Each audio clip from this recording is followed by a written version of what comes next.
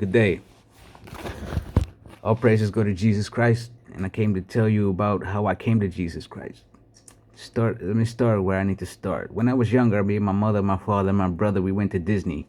I don't know if it was in Germany or France. It doesn't really matter. But we went to Disney. I believe it was in Paris, but I'm not sure about that. It doesn't really matter.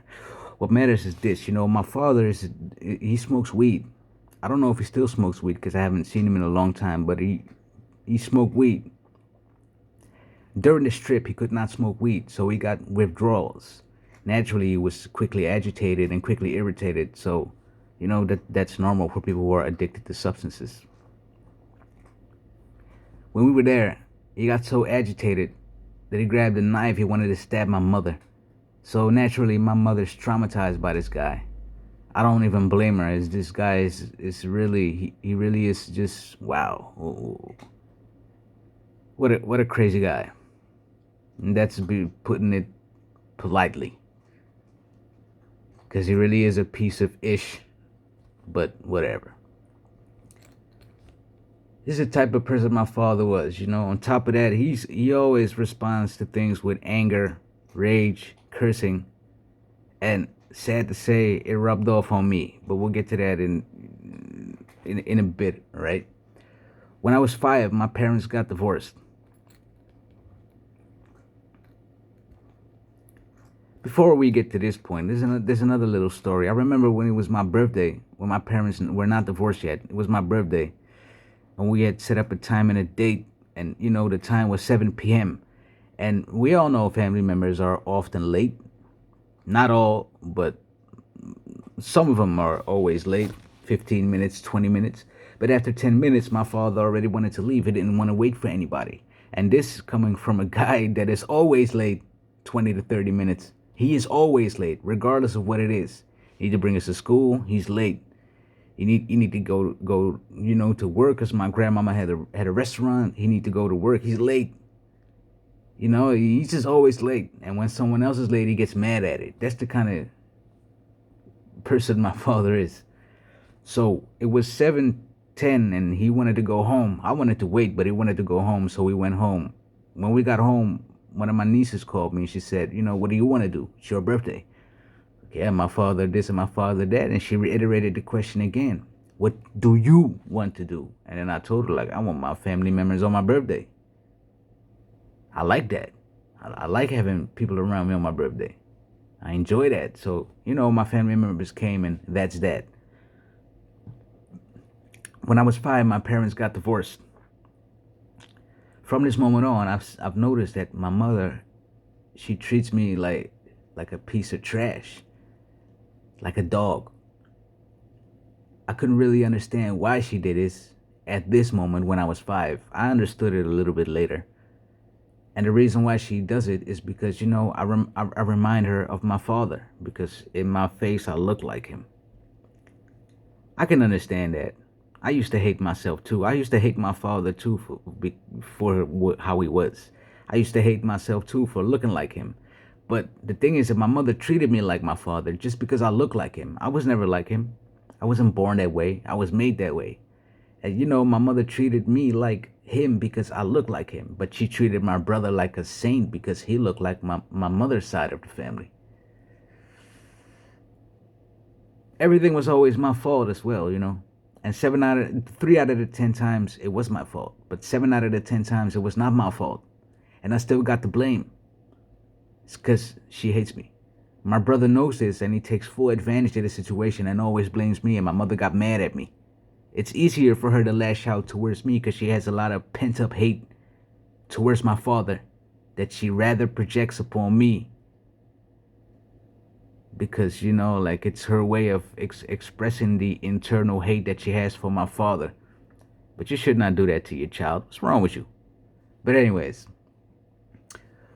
yeah, that was, when I was 8, my father called. And he told me, son, I can't really pick you up. And I told him, it's cool. Don't worry about it. I'll see you next week or the week after that. This should have been the end of the conversation. For him, it was not the end of the conversation because he told me, I can't pick you up. And if I have to pick you up, I gotta buy gasoline, and I can't buy a bag of weed. He literally told me this. So, after living with a mother like this, who hates you because you look like your father, a brother who takes full advantage of that situation and always puts the blame on you, and a father that tells you that he rather smokes weed than to pick up his own seed, you die. You're dead on the inside. You don't really have a lot to live for. I could try and talk to people, but if people have not been through the same situation as you have been, they don't really understand it. The only one that understands it is Jesus. And at this point in time, I didn't really know about Jesus, nor did I really care about God or whatever. Like, what kind of life have you given me? In hindsight, I know why I've been given this life. And we'll talk about that later too. But yeah, this is my father. Crazy. I tried talking to my mother about it later. And this is something that, you know, is really in my heart. It's a painful thing to talk about. But my mother reply was, "Oh, you're very mad. You're very mad." Well, yeah. What do you want to, build a campfire, sit around a campfire and sing campfire songs, with a stick with marshmallow and chilling around a campfire? That's what you want me to do while I'm telling you this story? Yeah, of course I'm mad. This is my father that told me this. And you're my mother. I should be able to tell you everything, but because she hates me, she doesn't like me, bro. She hates me, bro. I'm not lying to you, bro. No, also, yeah, listen, we all have been rejected, right? By somebody.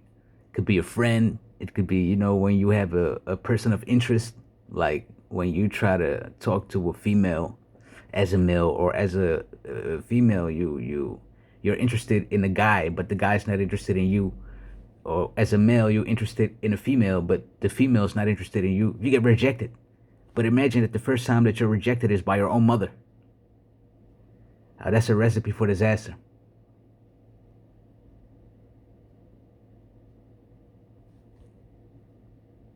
Another example of look back at my life. I'm thinking like, man, this is just it's insane.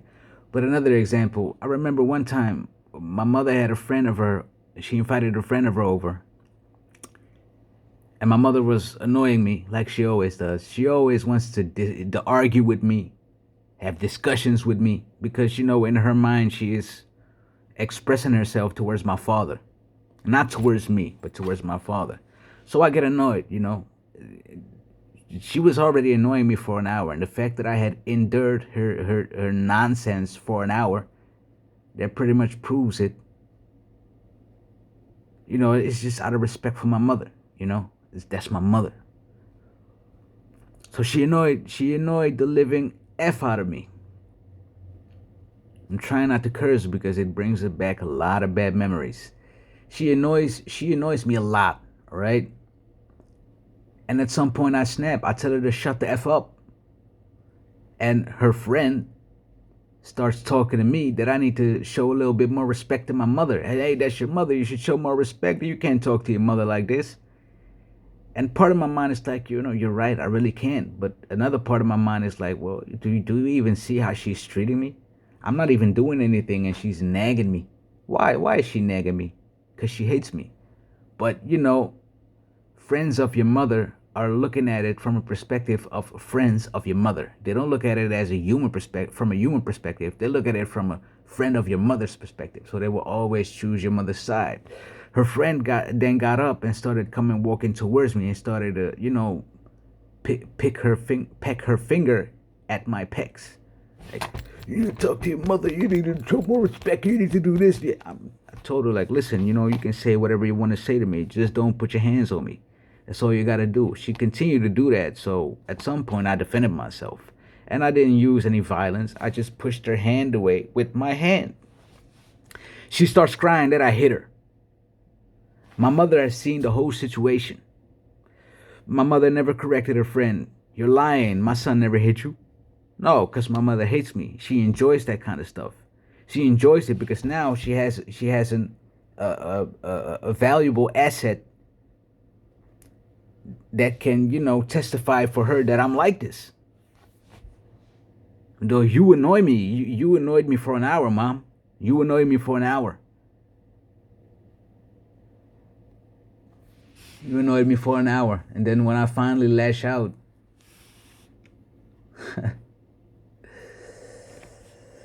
you think my mother ever apologized for she did apologize, but just the way that she apologized was just it was she never meant it. She never sincerely apologized. She just apologized so that I would drop it. Cause I asked her later, a little while later, I asked her about it. Like, Mom, when your friend was putting her hands on me, she lied about me that I hit her. Why didn't you say anything about it? Her first response was, "Yo, I don't have any contact with her anymore. So just drop it." No, not don't drop it. What do you mean? I'm your son.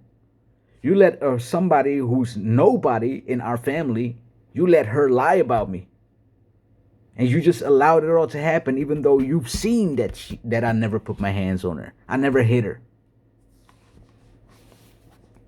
That's when she apologized. But it was not a sincere apology. It's very sad, actually, when you think about it. Yeah, that's yeah. I saw my mother, like, I don't even know, like, I saw her about a year and a half back. We're talking about how things went with me, and I'm willing. I was willing, to reestablish contact with her, but she told me, "Hey, you need to come to my house and we'll talk and we'll hang out." I'm like, "Mom, you have my phone number. All you gotta do is send me a text message, and I'll come." You think she ever sent me a message? 4 to 5 months went by. She never sent me any message, so I just blocked her. I'm not gonna wait like some dog for you to tell me it's my turn to hang out with you like you are some kind of special somebody. You're nobody.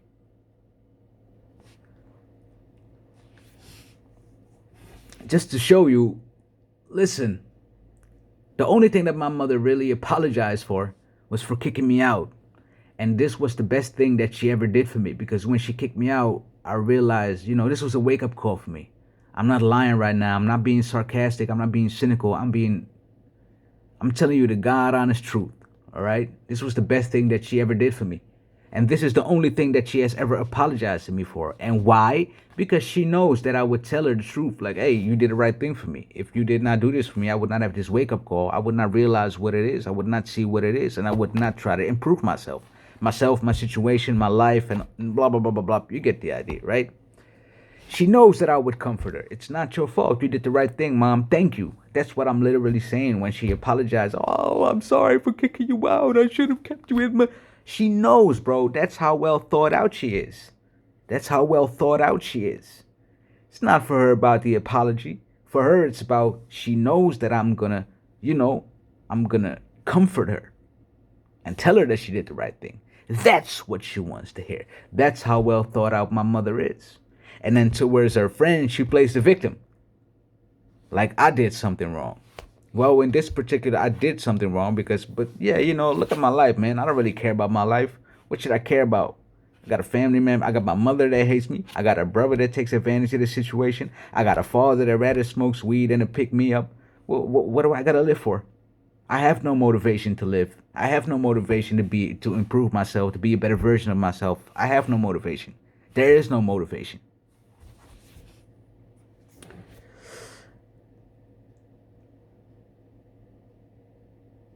Yeah, this is listen, man.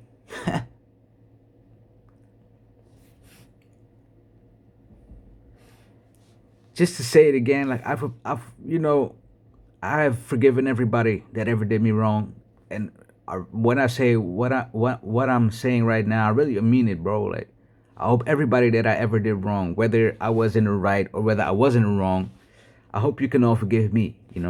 Forgiveness is very important in this life. Without forgiveness, you are not able to move forward, because that unforgiveness will turn you into a bitter person. Take it from somebody who's been bitter for like 20 years, 30 years. Trust me, it's a very bad thing. this kind of unforgiveness will, maybe you won't care about it in this life, but you will care about it in the next life. And it will be very bad for you, because the unforgiveness will lead you straight into the pits of hell, as a place you don't really want to be, Bear that in mind, please. Now, about my brother. Like I said, my brother is 50% my mother and 50% my father. He takes advantage of every situation, and he is always out for himself. He takes advantage of the situation the same way my mother does. And he's always out for himself the same way as my father is. Listen, when my mother kicked me out, neither my brother nor my father called me up and be like, hey, listen, we know you're sleeping on the street, and, do you need anything? Need a place to crash at? You can come crash with us. My father had a house. My brother had a house. So they have plenty of room, plenty of space, but they never really, yeah.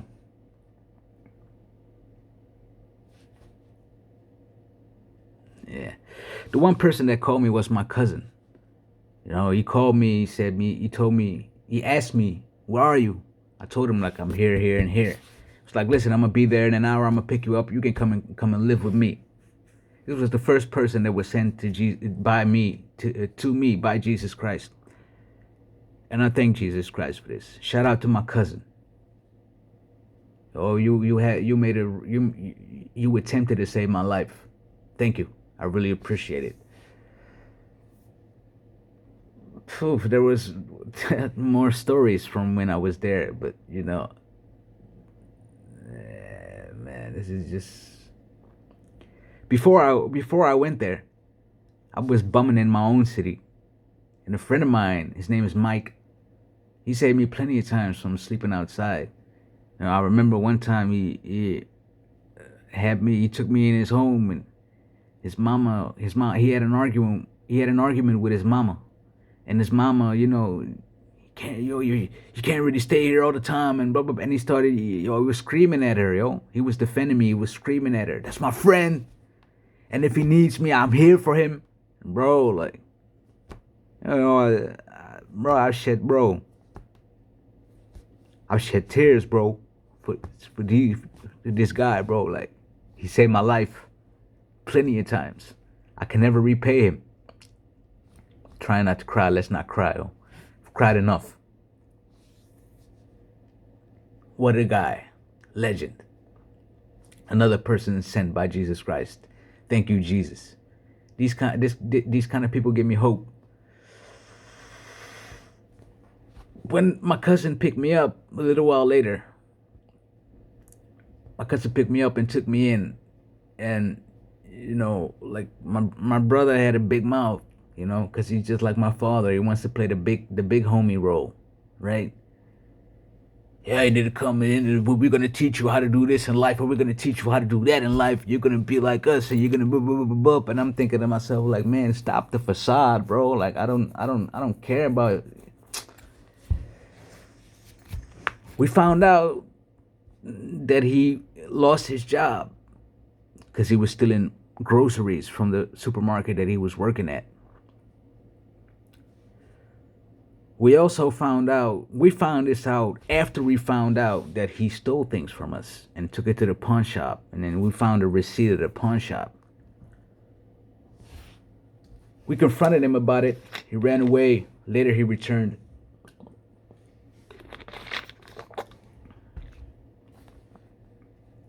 When we asked him about it, he said that his father stole money from him.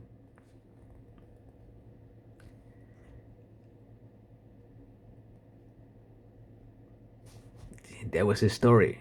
But the point the point of the story is this. Listen, he went to my mother, all right? He went to my mother and he told her the same story. He was crying even. Mom, my father stole all my money from me. I don't know what to do anymore. I gotta tell you a little backstory before I continue this story, because when my brother was still living with my mother and me, he had a job at a local supermarket. My mother saved money for him, $200 every single month for like a year or a year and a half. So she saved up quite an amount of money for him. This was his money, so all he had to do was go to my mother and be like, hey, mom, you saved money for me when I lived there, remember? Can I have that money? Sure, son. What do you need this money for? Well, I'm going to do something nice, buy new clothes or buy new items or whatever. I I need the money so that whenever I really need it, I can get it. I don't have to come to you and ask you for my money. It's my money. This is literally how you had to be, but you cried like a little girl. You cried for your own money. Anyways, she gave him the money, naturally, because it's his money. He got the money, he bounced. Normal people like you and me, we want to hang out with our mother. We want to chill with our mother. That's our mother. Always love your mother because you'll never have another. Not him, though. He got the money, he bounced. He saw people outside on the street, former associates that he used to make money with. And he told them that my mother stole money from him. When to my mother, to my cousin, and to me, he told us that my father stole money from him. So it's just straight up lying about my mother. How I found out about this, how I found this out was people came to me. Hey man, what do I hear, man? Your mother stole money from your brother. Where you hear this? Well, he told us. Hey, don't listen to my brother, man. He's a lying piece of ish. He's lying. Don't listen to him. He's a lying sack of ish. Don't listen to him, man. Because I've seen my mother, she had the money in the same envelope, in the same closet, in the same corner of the closet, since she saved money for him. So she never touched that money. I've seen this. I know it. It's the kind of person my brother is. It's lies and lies and lies and lies and lies.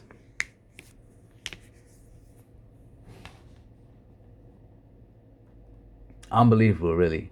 And my brother, if you ever see this, bro, listen, bro, my mother hates me because I look like our father, but she loves you because you look like her. She doesn't love you for how you are or who you are.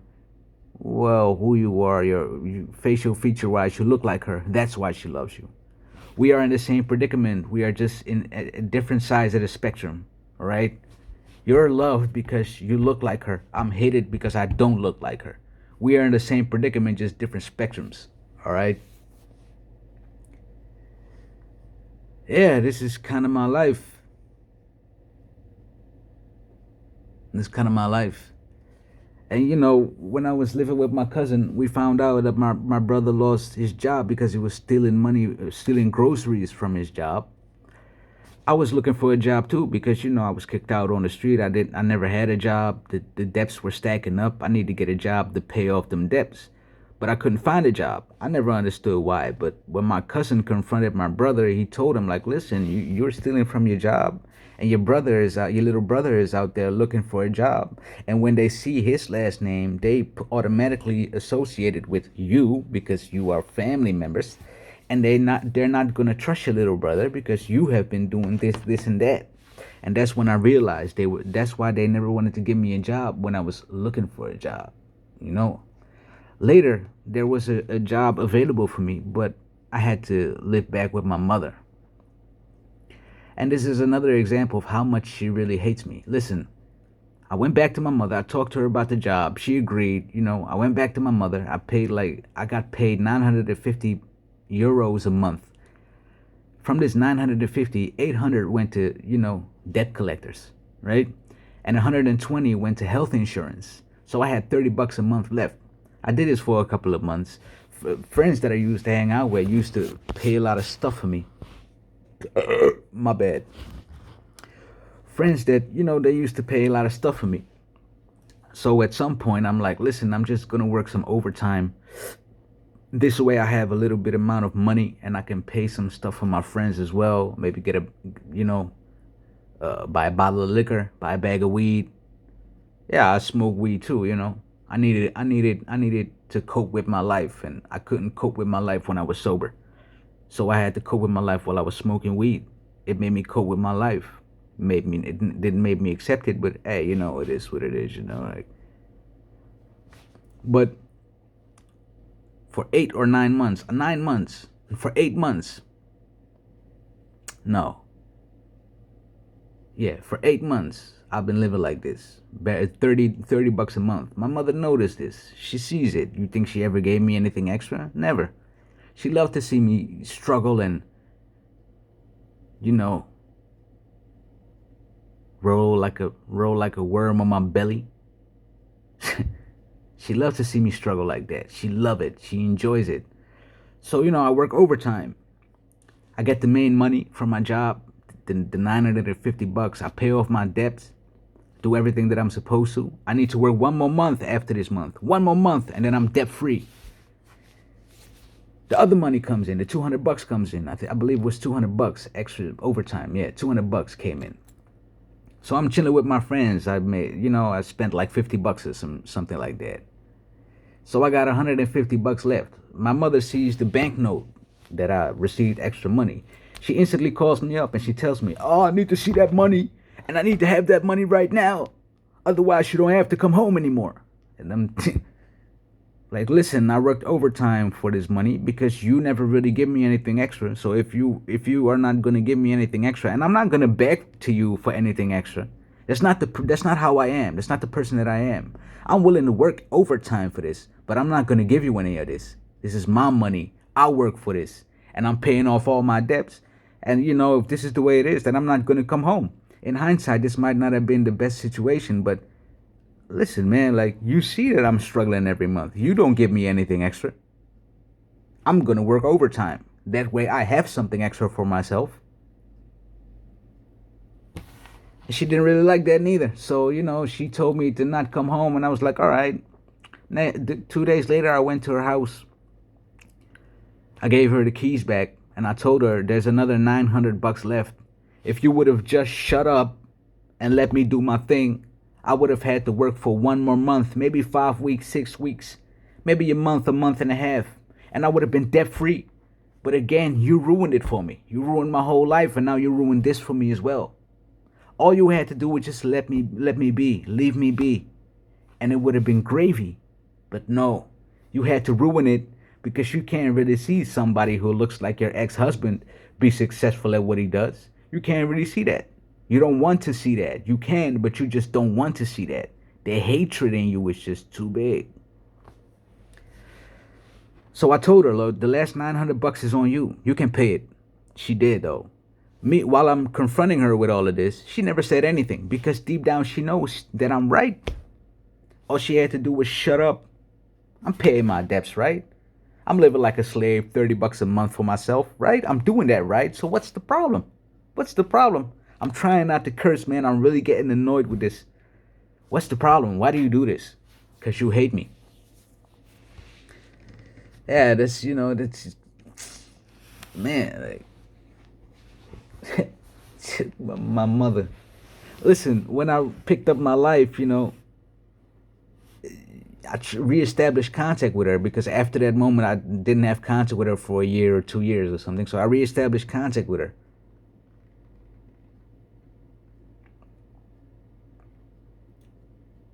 Now she's telling me, oh, you need to find a house, you need to do this, and you need to do that, and I'm thinking to myself, like, listen, I've had a pretty effed up life. I'm pretty fine where I am. I'm happy with what little I have. I'm very happy with it.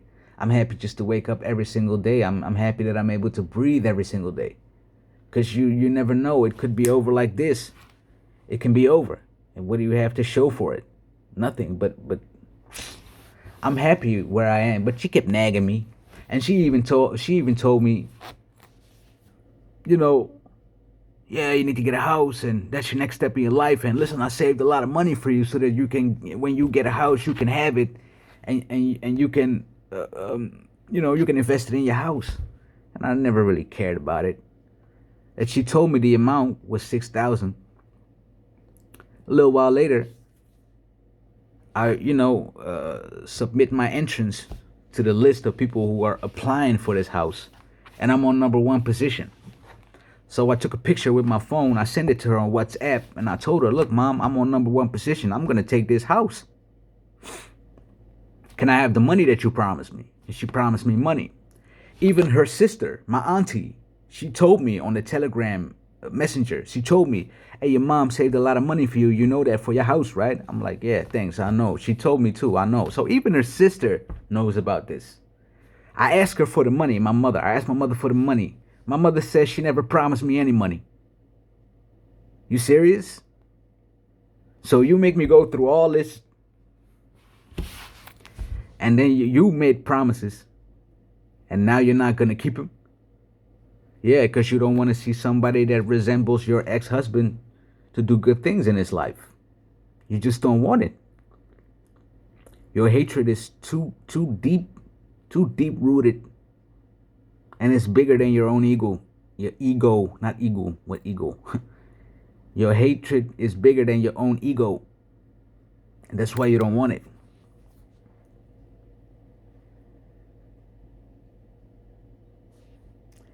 Yeah, so yeah. Later, I found out that the money that she saved for me for my house went to my brother because my brother, he got married. So that's where all the money went to. She had to pay for the wedding because God forbid that my father paid something. My father doesn't have that kind of money. My mother does, so my mother had to pay for the wedding. And the reason, the way I found out was, I told my mother at some point, listen, I don't even need 6,000. We got a little discussion. I was like, listen, you promised me 6,000. Where's the 6,000? I need it for my house. Oh, I never promised. I never promised you 6,000. How much you promised then? 5,000. So first you say you never. First you promised 6,000. Then you say you didn't promise anything. Then you say you did promise something, but not 6,000, but 5,000. You see all the little bitty bull-ishy things she is doing just because she hates me, bruh. It's like, listen, I don't even need 5,000. Just give me 3,000 and we're good. First she says she doesn't have that kind of money. Then a day later she tells me, yeah, I have the money. You can come and pick it up. I thought you didn't have the money. Now you have the money. All right, so I'm picking it up. I'm walking in her house, and what do I see? I see a big portrait of my brother's marriage on her wall.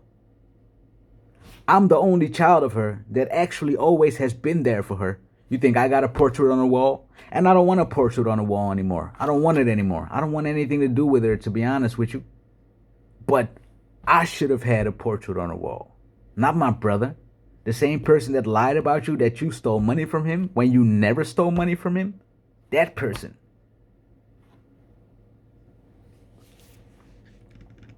Yeah, yeah, that's where all the money went. Listen, I could have accepted it if you just would have told me honestly.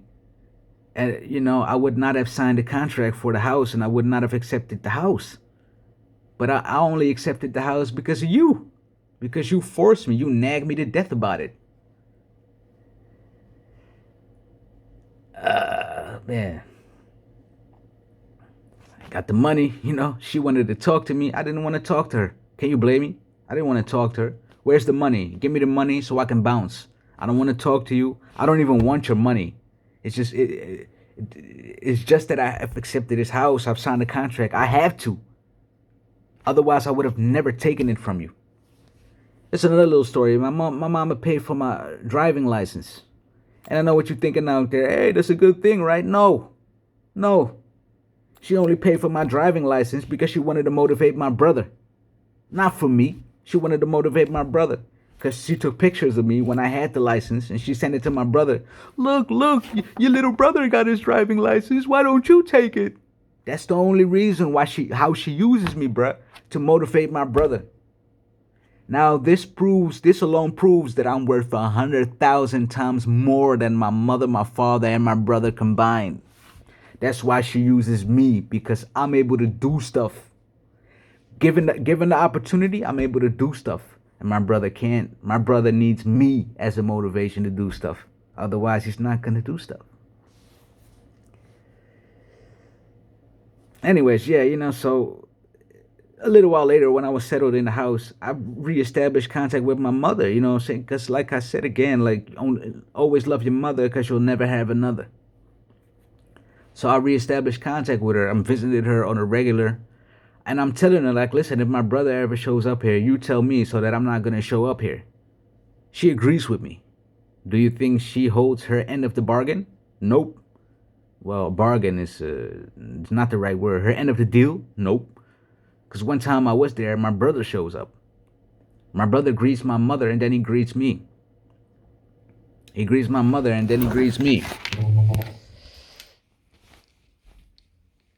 I instantly tell my brother,